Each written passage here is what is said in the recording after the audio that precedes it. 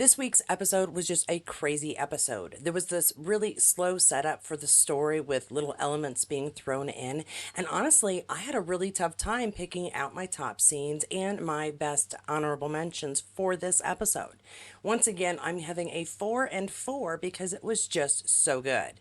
And so this is Star Trek Strange New Worlds, Season 2, Episode 3, Tomorrow and Tomorrow and Tomorrow.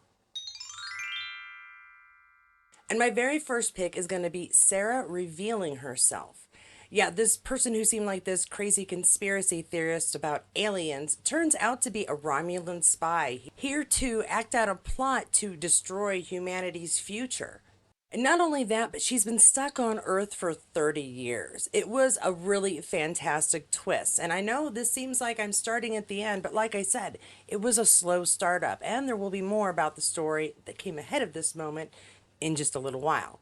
Moving on to the second standout scenes of this episode is going to be the moment that Kirk dies. I mean, who saw that coming? Although we already knew as he died, he wasn't going to affect the timeline La'an was trying to save. And it was very possible that we'll be seeing him again in the future because in that trailer, or one of the trailers, we saw La'an seeming to be a little bit nervous as Kirk beamed aboard. But as this was a La'an episode, what really gets you in the moment that Kirk dies isn't so much that Kirk's dying, it's that La'an is reacting to losing this friend that over the course of the episode she had grown very close to and been able to open up with and actually feel relaxed with. My third standout scene is going to be when La'an meets Khan. Yeah, she realizes that it's Khan and he's just this little child. And instead of trying to change him or disrupt his future in some way, which would disrupt hers, she ends up comforting this kid who's just frightened. And it's interesting to watch her realize that this is where Khan needs to be. This is his place in history. And if humanity is going to have the future it should, Khan needs to destroy the immediate future. And my fourth standout scene for this episode is going to be when La'an sees that Kirk is perfectly well alive in her timeline. Her breaking down at just the relief of him not being dead, it really sort of shows how much she's grown in just this short time. We've never seen her really open up or be close with anybody. She has friends, she has comrades, she has people she looks up to. However, watching her open up and really relax around somebody was brand new this episode. And so we can see just how much Kirk means to her. Now, those were my standout scenes. I've got plenty of honorable mentions coming up, but that means we are at the halfway point. This is the moment to like and subscribe below if you've enjoyed the video so far. And if you've noticed a little difference in the way I'm presenting, that is because I'm preparing for a vacation. I'll be heading to Florida here in a couple of weeks, and so you're going to get some nitty-gritty, down and dirty reviews with very few extras added on, but they will be my picks, and hopefully you'll still be able to enjoy that and comment below. Now for the 8th episode, I'm going to be doing something very different. I'm going to be in Las Vegas for the Star Trek convention.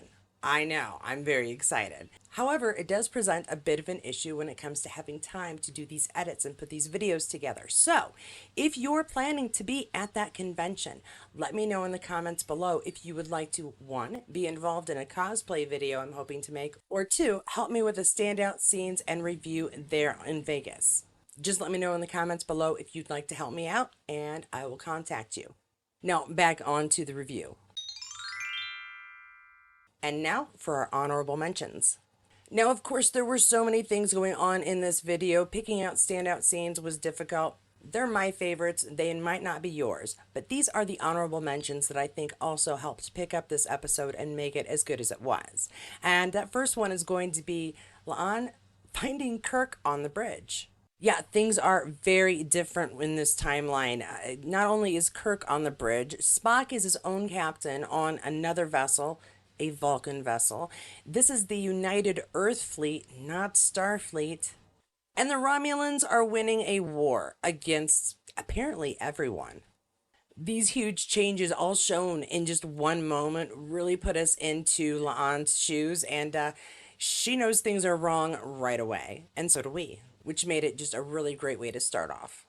My next honorable mention is going to be Kirk's inability to do much of anything normal on Earth. Yeah, because Earth didn't evolve properly in his timeline. He was born in space on the Iowa, which was a nice touch, but he didn't have any idea what to do there except play chess and find a good hot dog. This, of course, created some comedic antics. He didn't know where he was. New York, Canada, same difference. Kind of chilly, though. Also, he couldn't use a door, which we saw in the trailer. Then, of course, there's the moment when they're shopping and he chooses the exact same outfit as La'an. Plus, he had to be shown how to use DuckDuckGo. Kirk is definitely a man out of time, and it was just really funny trying to see him get used to driving a car, just operating anything, really. And that's going to lead me right into my third honorable mention, and that is going to be lessons on how to steal. I know it's not really the Starfleet way, but desperate times, desperate situations, and they had no currency until Kirk, of course, played some chess. As somebody who's dabbled in some security themselves, I found this to be a really funny way to get away with something that they shouldn't be. And of course, you never want to mess with this person who is usually in charge with security. They're going to find a way around it. And my last honorable mention for this episode is going to be La'an falling for Kirk. Okay, yeah, there's some romantic stuff in there and some kissing going on, but I think what was really interesting with these two was that Kirk's easygoing ways and the fact that he had no idea who she was made it so much easier for her to actually be La'an. Instead of having these walls up she's used to having so that no one gets too close because she already feels people judge her by her last name, not having that was just an incredible release for her. And to see La'an relaxed, as I said before, around someone who is as casual as Kirk was, it was really a treat. And so, just really their interactions, not so much the romantic, mushy feelings that come with it, but just the fact that they were able to relate and she was able to relate to him, that had to be an honorable mention on this list. Now, one of the really great things about this episode is that there were honestly just so many great things about this episode.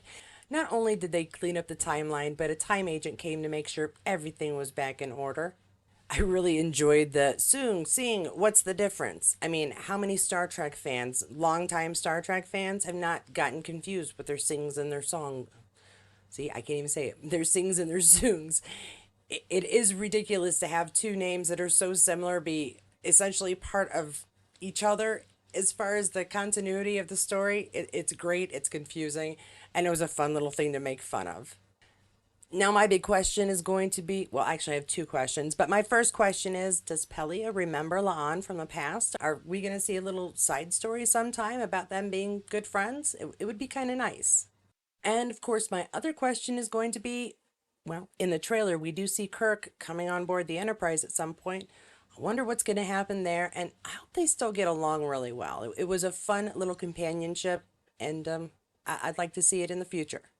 Now, if there is a lesson in this episode anywhere, it's that we sometimes have to go through the hard times to get to the good stuff. Earth had to go through this really terrible time to get to this utopia we now see in Star Trek. And maybe that's just a good life lesson in general. Sometimes we do have to go through hard times to get to where we want to be. And so overall, this episode, it was better than the premiere once again. Was it better than last week's? Maybe not, but I think that it was at least on par with it. We got that fantastic twist with our Queen of Scots, now a Romulan. We also got some amazing interactions with Lon and Kirk, and some fun play as they were driving around town, just trying to make their way through the city and to the Institute. Oh my gosh, that was a big one, where everything was taking place.